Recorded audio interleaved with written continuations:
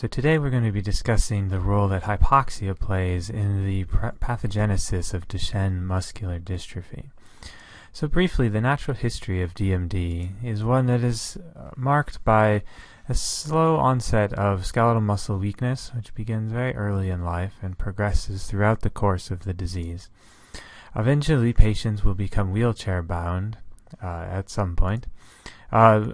Some later time, or around that same time, ventilatory support is also required. What's important to note, though, about the ventilatory support is that prior to that, there are periods of subclinical hypoxia. This is a reduction in oxygen that is a result of their inability to breathe, to ventilate properly, to get new oxygen into their lungs. And we feel that this is a very important aspect of the disease process that perhaps is contributing to the acceleration of either the skeletal muscle and or the cardiac disease. And of course, cardiac dysfunction is progressive in onset as well, tends to be a little bit later than what we see with skeletal muscle. However, what's important to note is that by the time you have lots of injury here, the damage is already done. And so what we really would like to be able to do is to prevent that damage in the first place. So what do we know about the prevention of cardiac injury in Duchenne muscular dystrophy? Well, there's a few things that we know that damage the heart. It's a progressive disease. The older the patient, the worse in general the cardiac function tends to be. Increases in workload, so either increasing heart rate or increasing the blood pressure, so the heart has to work harder in order to pump blood. Both of these things have been shown in mouse models and to some degree in patients to play a role in the acceleration of the disease process. There are a variety of molecular interruptions that we've been able to identify, primarily in mice, that suggest that may accelerate the disease process, particularly in dystrophic hearts, but also in skeletal muscle. So one of those is eutrophin. So if we take eutrophin away, you get a very severe phenotype within mice. And there's some talk that increasing eutrophin may actually improve the functionality of dystrophic muscle. Alterations in integrin expression have been shown to alter cardiac phenotypes and skeletal muscle phenotypes, altered glycosylation patterns, differences in calcium handling proteins, mitochondrial targeted proteins, regulators of fibrosis. And what I hope to show to you today is that we should add hypoxia to this list, is that the introduction of hypoxia is sufficient to accelerate the cardiac disease present in Duchenne muscular dystrophy.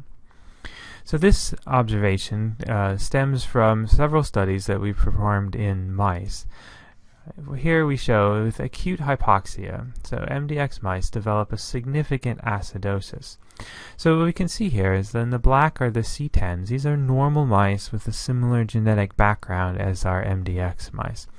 And so under normoxic conditions, when there's plenty of oxygen around, you can see here that there's about 100 millimeters of mercury of oxygen present within the arterial blood of both MDX and control mice.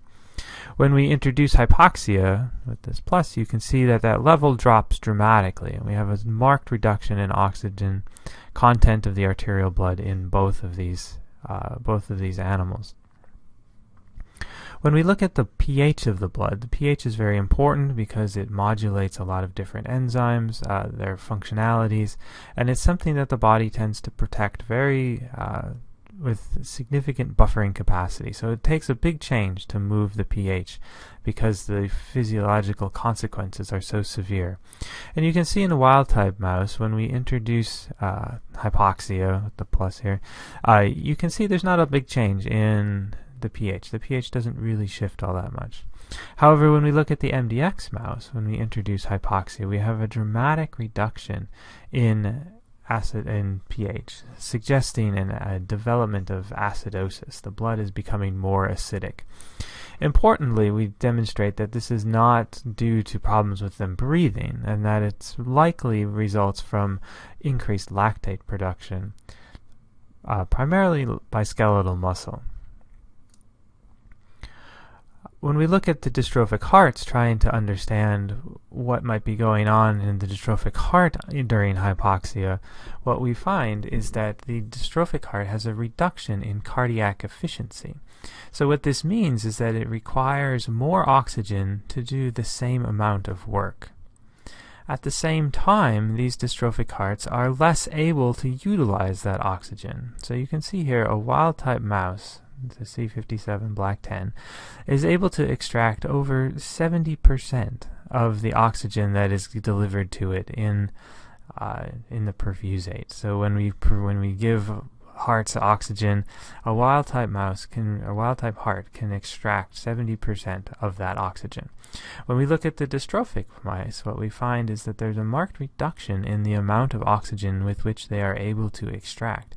This suggests that there's something wrong with their ability to utilize this oxygen. So now we have this state where we have these mice that their hearts need more oxygen, yet they are less able to utilize that oxygen that is delivered to them. And this becomes, we think, significantly important when the oxygen levels are reduced, suggesting that perhaps the ability of these hearts to extract oxygen becomes limiting during hypoxic conditions. So we performed another study where we took dystrophic mice, MDX mouse, and some C10 mice, and we exposed them to hypoxia for a relatively long time, so 3 weeks of exposure to hypoxia. And what we observed when we did this is that after 3 weeks of hypoxia, you can see a significant development of fibrosis. So this red here is all myocytes that have been replaced by scar tissue. So this level of scarring would be expected in a very old mouse, for example. And this is the type of disease that we see in dystrophic dogs and also in patients, where you have lots of scarring, lots of replacement of muscle tissue with this fibrosis tissue. But this mouse is only 3 months, this mouse is 4 months old, so he's not very old. He should not have any scarring, really. And an MDX mouse not exposed to hypoxia looks very much like this control mouse over here. There's very little evidence of fibrosis. So this really suggested that hypoxia alone is sufficient to accelerate the cardiac disease in the mouse model of Duchenne muscular dystrophy. So the next little bit, I want to talk about some of the normal physiology of breathing so that you can appreciate some of the therapeutic approaches that we are proposing in this study. So here, this is a little cartoon that we use to sort of explain respiratory physiology. And so what this is going to be our lung. This could be your trachea, your windpipe coming in. And so when you breathe in, you have all this gas coming in. Most of it's nitrogen, which are these little green dots, but some of it is oxygen. So about 20% of your air that you breathe in, of the molecules you breathe in, are oxygen, these little red guys here. And so one of the ways that we think about how oxygen is transported through the blood is we think of little red blood cells, and the little red blood cells can be depicted as little train cars. And so these little train cars can fill up with oxygen. So these purple dots here that you can see are carbon dioxide. So these are released by the tissues and brought back to the lungs by the venous circulation. And so that carbon dioxide will diffuse into the lungs, and this oxygen will diffuse out of the lungs. So you can see that happen here. So what's going on is that we have a increased oxygen is saturating our little train here. So we have lots of oxygen present, and you see there's some dissolved oxygen, and the CO2 is present within the lungs.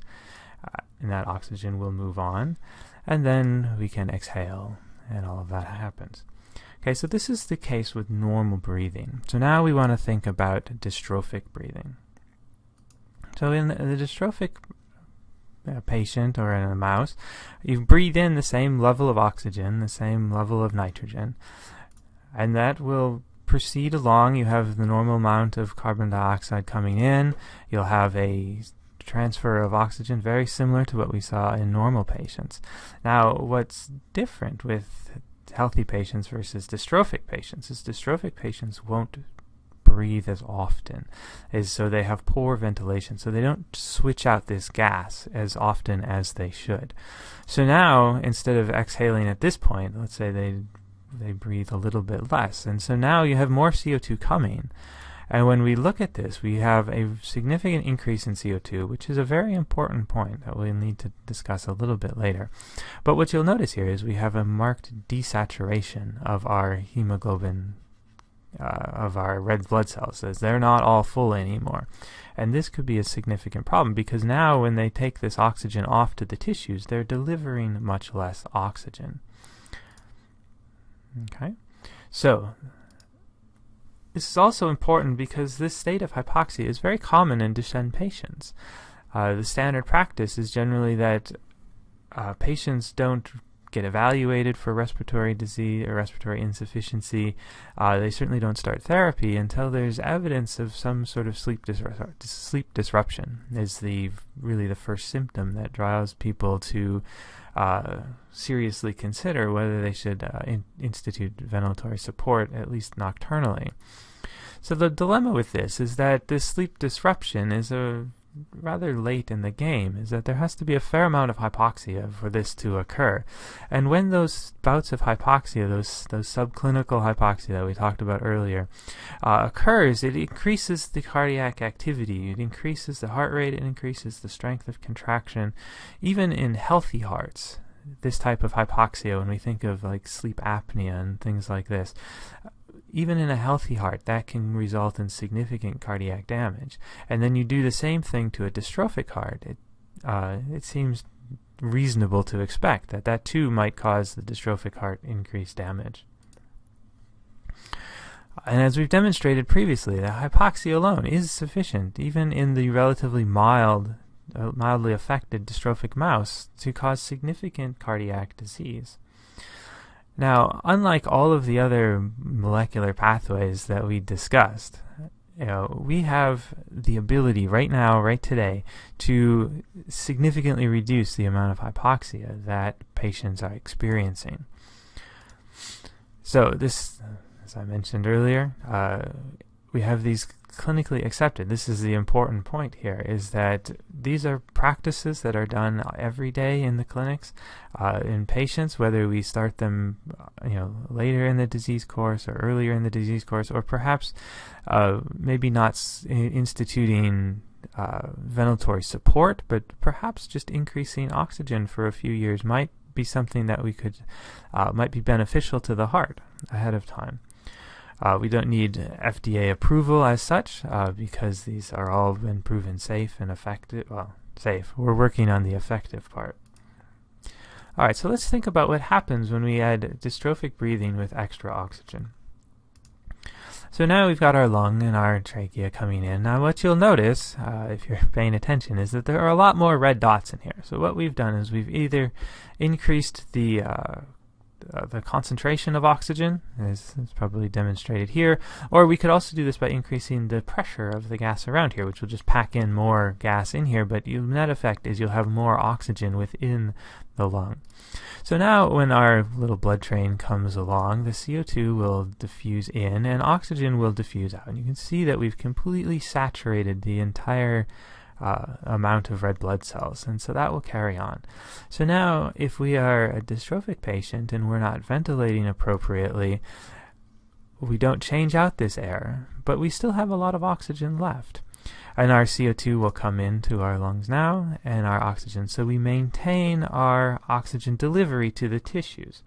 Now, it is very important to note that we have an increase in carbon dioxide in the lungs.